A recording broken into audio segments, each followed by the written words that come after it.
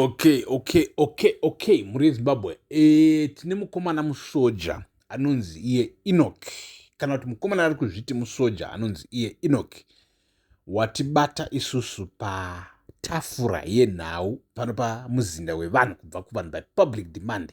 The Mtapa Times pa YouTube kana kuti uri kuona pa Facebook pa Inside Africa Network neni wenyu Super Nexus. So muri Zimbabwe mukomana anonzi Enoch watipa surprising news. We never had any story before like this one, any story with an angle like this one. This is something else. This is bad, beautiful, bold, exciting, scary, and whatever. So muri Zimbabwe mukomana anonzi Enoch, mukomana wokuti ari kutiudza kuti he is a military man, musoja, and ari kutiudza kuti muno muHarare mune zvinhu zviri kuitika ende pakaipa, and as a matter of fact upenyu hwake hwakamuipira idrama pakaipa. Haasi kutonzwisisa kuti oita sei, what is this, what is going to come, where are we coming from, where are we going, etc. Ari very very confused. So muri Zimbabwe tichakupai isusu nyaya yake zvokuti chero imunobva manzwa kuti ma1. So mukomana uyu ari military man kudaro, ari kupinda achiuya kuvanhu achidzokera kumabarracks achiita zvaanoita, and with between all these times anoshandisa a military vehicle, anoshandisa mota yemauto kufamba, kuita zvinhu, kuenda kubhawa etc. So munhu wekuti unorespectwa mucommunity, unohliwa mucommunity, and also unomanipulata vanhu, unovhundusira vanhu achishandisa status yekuti iye musoja in the community muno muHarare. But nyaya iri panapa muri Zimbabwe iri kutitaridza a whole different story. So mukomana ari kutaura iye kuti wakatora, in fact uri kudanana nemwana, ari kudanana nebhande remwana, and ari kutaura about how he met this girl. Ari kutaura kuti aibva kuDubai. I mean, a lot of us hatisatamboenda kuDubai or anything, but anyway, boys ringe ratoenda kuna Dubai, so ruri kutiudza nyaya dzaro. Aibva kuDubai for a holiday, handiti atori mundege ndokuona chibande chemwana chakaita kunge kamukarad. You know, I want to say this. Mukomana wapa example yekuti kamwana kakafanana, and it's very fun. Hanzi kakafanana na heyo ndobva ndavhunduka kana ndikati iwe heyo wauri kutaura ndiani. Zvikanzi yes, iko kamubhebhi kamuri kuona paFacebook kachichi kari kudlidzana nemazibhana hanzi Abu Dhabi, kari kudlidzana na hanzi sekuru bitterness. Ndikati iwe mira kutaura izvozvo. Takapopotegwa musi uno isusu nevamuri kuti sekuru bitterness vachitaura kuti kaheyo kamuri kutaura nezvako aka kane 16 years, ende vanhu vakuru madhara akaita semi vane ma25, vane ma26 years, vane ma30 years, vane ma35 years. How come are you talking about heyo? Hanzi muri machi pedophiles. Mudhara sekuru bitterness chimbotisiya kamwana kari kupisa, right? So zvikanzi kamwana kabara zvelevhura naheyo. Ndikati wangu watanga musindo, but anyway ndirira mberi nenyaya yako. So mukomana ari kundiudza, andiudza akati udza maZimbabweans, zvikanzi kabara kemwana kana kasangana nako, handiti ndokukabira kamwana ndokukabirawo back. Boys kana tuvana taona mufesi anenge ane power, mufesi ari serious, mufesi une maconnections, tuvana tunoita give up chuno. Muri Zimbabwe chuno chinopiwa boys rine mari. I have to say this to my brothers. I have sisters also, but to my brothers, kuti boys rangu, mukaona kamwana kane 16 years, kana 18 years, ione 18 years, une 19 years, muri ku high school together, muri in the first year, muri pa MSU, muri pa UZ together, muri pa NAST together, ukaona kamwana kachita give up chunu pauri for free, believe me, it's a blessing.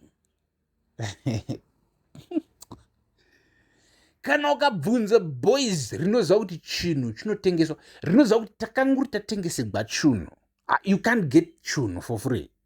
Boys rangu, be grateful, be grateful.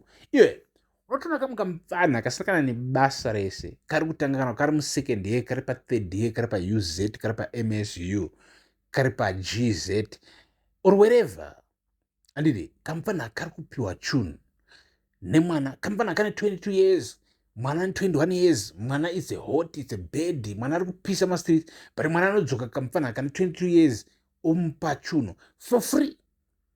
Do you understand? I mean, that's exactly what life is supposed to be. Or anything, but that's what life is supposed to be. Chinhu hachifanira kutengeswa, but vakadzi vari kutengesa.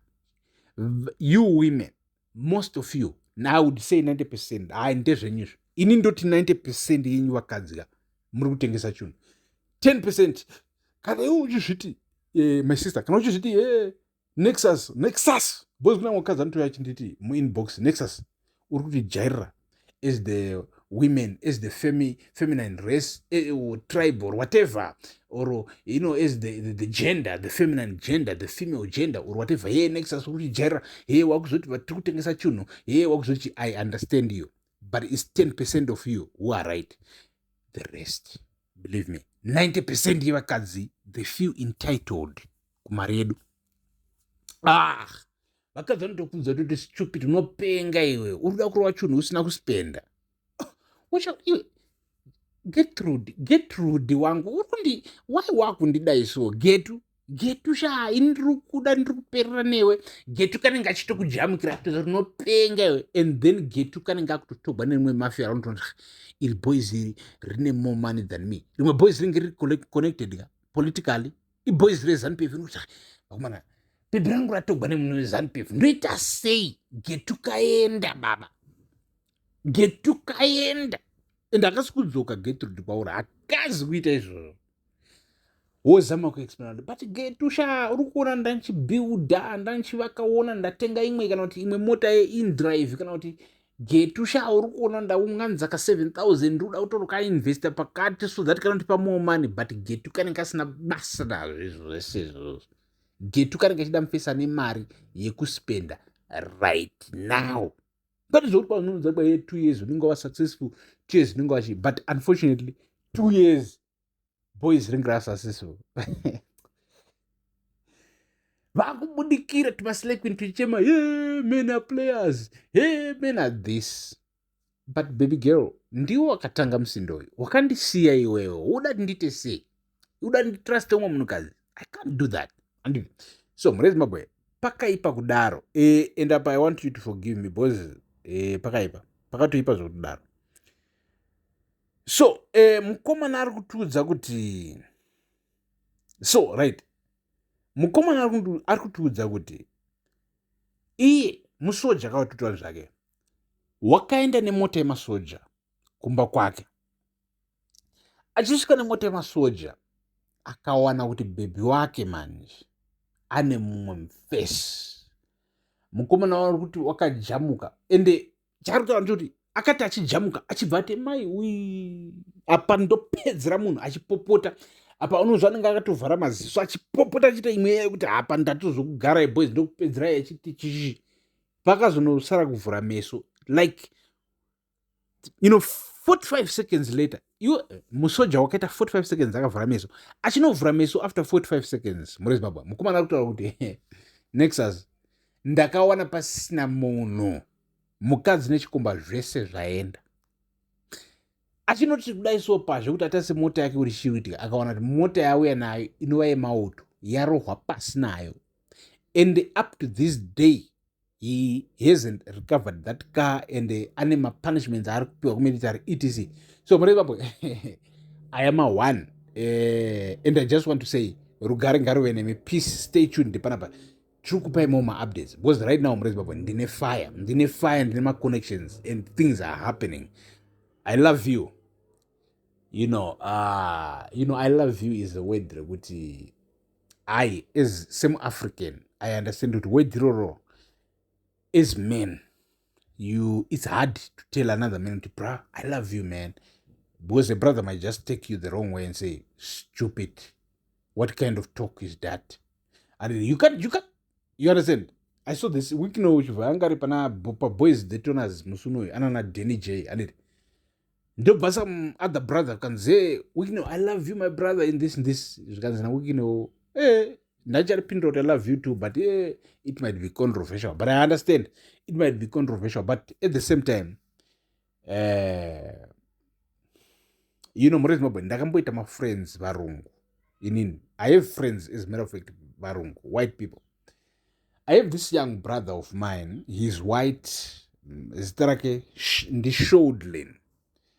Ndripa South Africa. Mpana showed lane.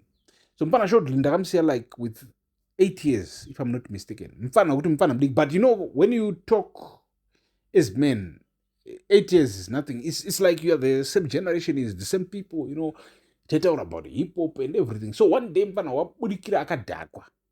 Mpana utanduza. Anyway, Nexus, I love you, bro. And I'm just sober. I just looked at this nigga and said, Wango, never say to a black man, I love you. Never say it. Because it makes us feel uncomfortable. My language I win ndogona kuverenga kuti vakandiudza that I love you kangani mum life. It's maybe 2 times. 2. My mother, my father never. He never said I love you. Not even once. So when you look at those things, you start to understand that as Africans, as African men, zvinhu izvi chedu kungotaura zina basa iti kana ndikakutuka iwe ndikangobudikira ini kana mwana wangu izvizvi my son mpana zvizvi zvangochita mpana iwe wakakwana here mpana unoshandisa brain ka unenge ushandisa chii mpana wangu unotobva atondanasina kuti kamudhara kanondida kamudhara kanospaka kamudhara kari kundituka kari kundiinisauta because kanondida and different from ndikasvika pamufana wangu ndikati mpana I love you mpana I support you and everything. I mean it's a good thing for me to say that, but most African men fathers atisatangusvika kulevel iroro tichida kungotuka kamufana kana kukataridza direction kana kutaridza love in another way. But anyway, stay tuned. Thank you for watching. Peace.